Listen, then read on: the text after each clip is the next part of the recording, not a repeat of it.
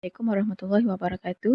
Nama saya Fatma Farhana binti Mamat, nombor matrik 195923. Saya dari Bachelor Pendidikan Sains Rumah Tangga akan membuat pembentangan FCE 3804 pengalaman awal di sekolah yang dilakukan di Sekolah Menengah Kebangsaan Gaal.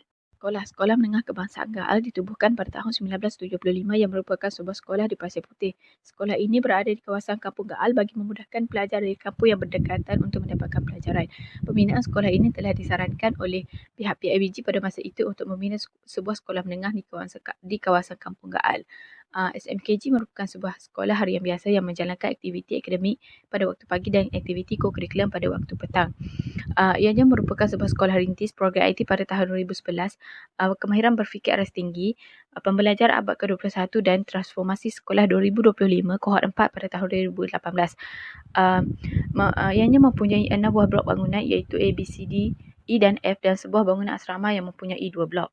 Visi dan misi sekolah. Visi sekolah pendidikan berkualiti, insan terdidik, negara sejahtera yang memperlihatkan bahawa pendidikan yang diberikan di SMK Gaal adalah yang berkualiti untuk melahirkan pelajar-pelajar yang berilmu pengetahuan untuk mensejahterakan negara. Misi sekolah pula adalah melestarikan sistem pendidikan yang berkualiti untuk membangunkan potensi individu bagi memenuhi aspirasi negara di mana sistem pendidikan yang ada di SMK Gaal adalah yang berkualiti untuk mencukil bakat-bakat pelajar bagi memenuhi aspirasi negara. Dan persekitaran sekolah. Infrastruktur yang disediakan adalah untuk kemudahan warga sekolah seperti tempat letak kenderaan, guru dan pelajar, surau, kantin, perpustakaan sekolah, bengkel MPV, bengkel RBT dan sebagainya. Bagi kelas menengah bawah itu tingkatan 1 hingga tingkatan 3, terdapat 6 kelas yang bermula daripada Utarik, Zurah, Mari Mushtari, Zuhal dan Neptun. Kelas ini mengikut grade-grade pelajar. Bagi kelas menengah atas pula itu tingkatan 4 dan tingkatan 5 terdiri pada 6 kelas iaitu Ibn Sina aliran sains tulis, Al-Kindi aliran perakaunan, Al-Razi perprosesan makanan, Ibn Rushd aliran sastra, Ibn Battuta dan Al-Jazar aliran sains sosial. Terdapat juga kelas pendidikan khas yang ada di Sekolah Menengah Kebangsaan Gaal yang terdiri daripada 3 kelas iaitu Okey, Mawar dan Melur. Seterusnya adalah infrastruktur dan persekitaran sekolah di mana pada gambar pertama adalah bilik kaunseling, gambar kedua adalah kantin sekolah, gambar ketiga ialah wakaf yang dibina oleh pihak alumni dan PIBG sekolah, gambar yang keempat adalah bengkel MPV di mana pelajar perprosesan makanan membuat amali, gambar kelima adalah makmal komputer dan gambar keenam adalah bilik PIBG di mana PIBG melakukan mesyuarat di situ. Kekuatan aktiviti semasa proses pengajaran dan pembelajaran. Kekuatan yang saya dapat perhatikan apabila guru membuat imbasan kembali topik yang telah dipelajari sebelum memulakan sesi pembelajaran dengan mengadakan kuis dan soal jawab. Ini adalah baik. Aktiviti ini adalah baik kerana dapat menilai tahap ingatan dan kefahaman pelajar terhadap topik yang telah dipelajari. Selain itu, guru juga membimbing pelajar untuk mencari maklumat melalui internet dan membuat slide pembentangan. Pelajar juga membuat pembentangan menggunakan kertas mahjong di mana markah diambil daripada setiap pembentangan dan kumpulan yang terbaik akan mendapat sagu hati. Ini adalah baik kerana guru dapat menarik minat pelajar untuk melakukan perbentangan dengan lebih baik pada masa akan datang. Aktiviti dalam proses pengajaran dan pembelajaran yang saya dapat perhatikan apabila pelajar hanya menyalin nota dari buku teks dan ini membuatkan pelajar mudah bosan kerana tidak ada komunikasi dua hala antara guru dan pelajar. Pelajar hanya menyalin apa yang sudah ada dalam buku teks. Seterusnya adalah penggunaan komputer tanpa pengawasan yang boleh membuatkan pelajar lalai dengan melayari YouTube dan sebagainya. Guru juga tidak dapat mengawasi semua pelajar tetapi hanya boleh memberi teguran secara rawak untuk mengelakkan pelajar lalai. Kemudahan alat bantu mengajar ABM dan bahan bantu mengajar BBM yang digunakan dalam kelas perprosesan makanan di mana bahan bantu mengajar dapat dibahagikan kepada dua iaitu alat bantu mengajar bukan elektronik dan alat bantu mengajar elektronik. Alat bantu mengajar bukan elektronik yang digunakan adalah papan tulis, buku teks, kertas mahjong dan kertas laminate di mana untuk melakukan aktiviti perbentangan dan aktiviti soal jawab. Alat bantu mengajar elektronik pula yang digunakan adalah projektor LCD, tayangan slide, komputer dan video pendek melalui YouTube supaya dapat memberi lagi kefahaman kepada pelajar berkaitan topik yang telah diajar. Amalan pedagogi dan pelaksanaan kebat. Amalan pedagogi yang saya dapat perhatikan adalah berpusatkan pelajar dengan melibatkan pelajar dalam aktiviti perbentangan. Guru akan memberikan topik kepada pelajar dan pelajar perlu mencari maklumat yang berkaitan dengan topik. Aktiviti perbentangan ini dilakukan melalui dua bentuk iaitu menggunakan kertas mahjong dan juga slide perbentangan. Pelajar juga digalakkan untuk menggunakan peta IT yang bersesuaian untuk membuat perbentangan bagi setiap topik yang mereka dapat. Di samping itu juga guru membuat aktiviti soal jawab dan sistem kuis kepada pelajar untuk menggalakkan komunikasi antara guru dan pelajar. Di sini terdapat 2 hasil kerja pelajar yang menggunakan peta I-Think. Saya sebagai seorang pelajar yang menggunakan pengalaman awal di sekolah bersedia menjadi seorang guru yang boleh menggunakan amalan pedagogi yang berpusatkan pelajar dan boleh melaksanakan kehebat dalam pelbagai cara dalam proses pengajaran dan pembelajaran.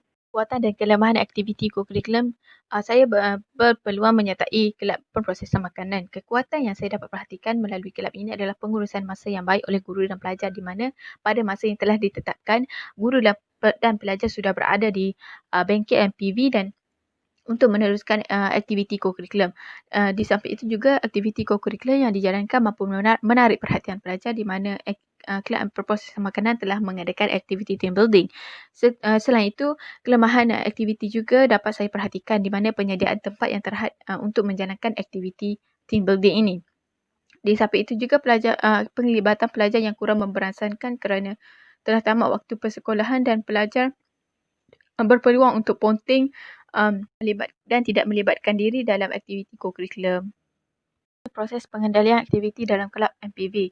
Aktiviti kokurikulum yang dijalankan adalah pada hari Rabu, iaitu pada waktu petang. Bagi kelab MPV, ini adalah perjumpaan kali kedua selepas perjumpaan agung, dan aktiviti yang diadakan adalah team building bagi membina semangat sepasukan antara ahli kelab. Proses ini dimulakan dengan mencatat kehadiran pelajar dan pembahagian kumpulan. Aktiviti yang saya dapat mengendalikan aktiviti yang dijalankan seperti mengisi air dalam botol, membina menara menggunakan cawan kertas dan menyusun puzzle. Pada akhir aktiviti ini, pelajar-pelajar akan diberikan hadiah sebagai sagu hati atas usaha dan penyertaan yang telah mereka lakukan dalam menjayakan aktiviti kelab pada minggu itu. Seterusnya adalah kepentingan aktiviti kokurikulum terhadap profesionalisme keguruan. Aktiviti kokurikulum ini penting sebagai medium untuk mengajar kemahiran insaniah kepada pelajar, kerana pelajar yang menyertai aktiviti kokurikulum ini akan mendapat kemahiran insaniah yang tidak ada di dalam bilik darjah, dan guru juga dapat memberi ilmu pengetahuan yang sedia ada dalam berkaitan kemahiran kepada pelajar-pelajar. Selain itu juga, guru dapat menilai prestasi pelajar di luar bilik darjah untuk tujuan penilaian dan pentadsiran, kerana pelajar adalah amatlah berbeza di dalam bilik darjah dan di luar bilik darjah. Mereka menunjukkan minat di dalam aktiviti akademik tetapi kurang menunjukkan minat dalam aktiviti kokurikulum. Ini dapat membantu guru untuk menilai dan membuat pentadsiran terhadap pelajar tersebut. Selain itu, guru dapat mengasah kredibiliti guru sebagai seorang pemimpin dan pengurus, di mana guru itu dapat memberi contoh yang terbaik kepada pelajar dalam memimpin dan menguruskan sesebuah organisasi. Seterusnya adalah memberi ilmu pengetahuan dan kemahiran di luar bilik darjah melalui aktiviti kokurikulum. Kemahiran dan ilmu pengetahuan yang tidak dapat di dalam bilik darjah dapat diberikan kepada pelajar melalui aktiviti kokurikulum yang dijalankan.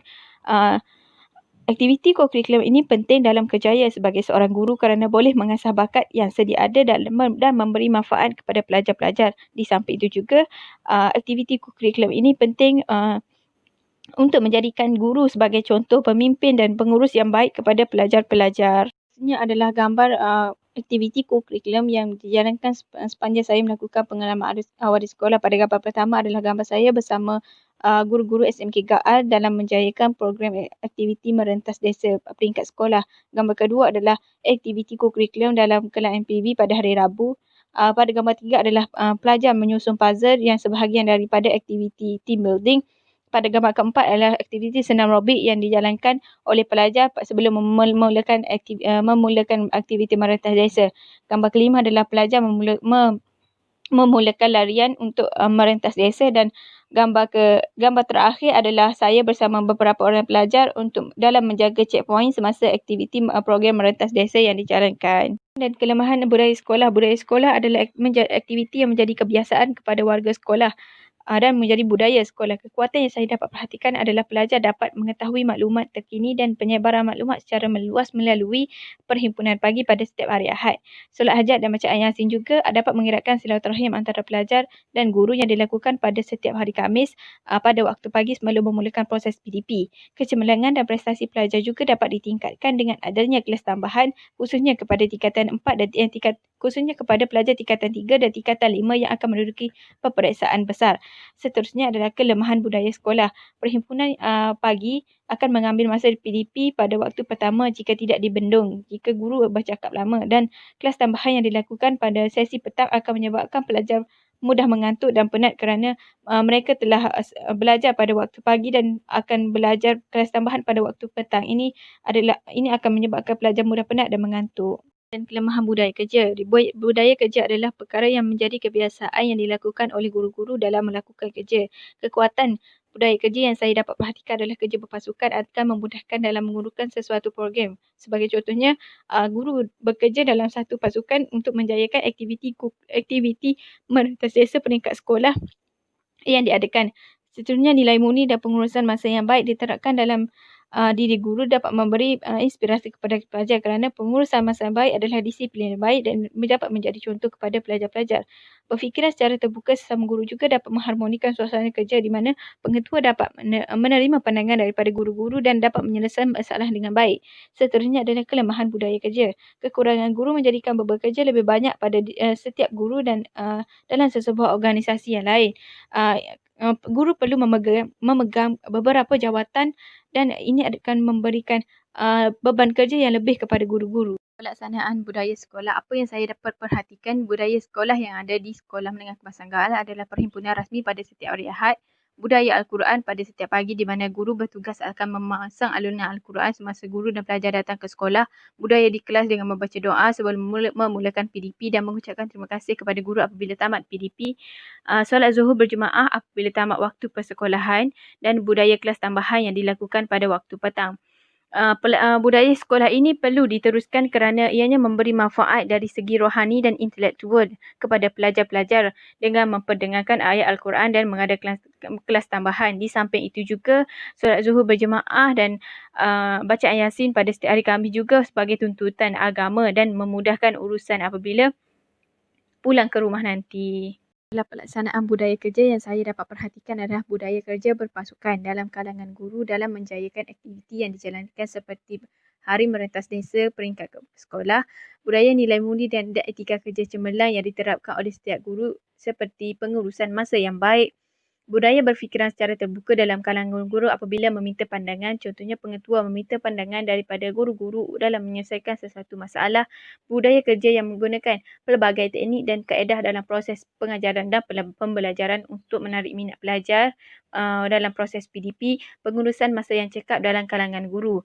Pelaksanaan budaya kerja ini wajar diteruskan kerana dapat menyatupadukan organisasi sekolah dan semangat kerjasama antara guru-guru dapat ditingkatkan. Selain itu juga, budaya kerja ini dapat memantapkan organisasi sekolah dan meningkatkan pencapaian pelajar dan sekolah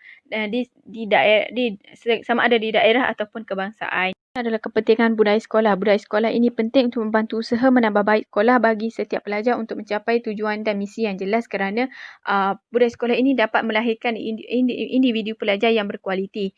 Di samping itu membina modal insan yang berakhlak mulia dan berketerampilan kerana budaya sekolah ini bukan sahaja memberi manfaat dari segi intelektual tetapi rohani pelajar. Di samping itu menjadikan pelajar yang berpengetahuan luas dan fokus terhadap isu semasa kerana selalu diberi info berkaitan isu semasa pada setiap hari Ahad dan menjadikan pelajar lebih berdisiplin dan patuh kepada peraturan. Penambahbaikan yang boleh dilakukan dalam budaya sekolah ini adalah guru hendaklah peka dan tak berucap panjang dan loceng akan berbunyi sekiranya apabila tamat masa perhimpunan pagi. Dan guru boleh memainkan peranan penting untuk memantau dan memberi teguran kepada pelajar yang ingkar dalam arahan yang diberikan oleh guru. Pentingnya budaya kerja ini diamalkan di sekolah kerana dapat mencapai visi dan misi dalam sesebuah organisasi yang diuruskan oleh guru, dapat mencapai kata sepakat dalam melakukan kerja dan mendidik anak bangsa. Di samping itu, mencapai matlamat pendidikan dan meningkatkan pencapaian sekolah sama ada dalam bidang akademik ataupun bidang kurikulum dan melaksanakan tanggungjawab dengan lebih bersemangat dan berwibawa. Di samping itu juga, penambahbaikan dari segi budaya kerja yang boleh saya katakan adalah dapat meneliti bidang kerja yang lebih penting untuk difokuskan terlebih dahulu kerana seseorang guru itu mempunyai jawatan lebih daripada satu dan perlu dipertimbangkan kerja yang lebih penting dan yang perlu difokuskan. Sekali adalah rumusan yang berdasarkan pengalaman awal di sekolah yang saya dapat berikan adalah Pengalaman alam sekolah ini memberi kesan positif dalam diri saya sebelum melangkah ke alam pekerjaan sebagai seorang guru untuk menjalankan tugas dengan baik. Di samping itu juga, pengalaman awal sekolah ini memberi peluang kepada saya untuk mengikuti perkembangan proses pengajaran dan pembelajaran di sekolah yang mengikut peredaran zaman. Uh, Pengalaman ada di sekolah juga memberi peluang kepada saya untuk mempersiapkan diri dan menghadapi cabaran sebagai seorang guru pada masa akan datang dan memberi pengalaman dalam menjalankan tugas sebagai seorang guru di sekolah. Penambahbaikan yang saya rumuskan adalah guru juga boleh mempelbagaikan cara dalam penyampaian ilmu dalam proses pengajaran dan pembelajaran untuk menarik lagi minat pelajar untuk belajar, dan pengetahuan yang meluas dalam pelbagai bidang perlu ada dalam diri setiap guru bagi menghadapi peredaran zaman masa kini, kerana pelajar mempunyai pelbagai pengetahuan dan ianya akan bertanya kepada guru tentang perkara yang mereka rasa muskil untuk mereka ketahui. Itu saja pembentangan saya. Sekian, terima kasih.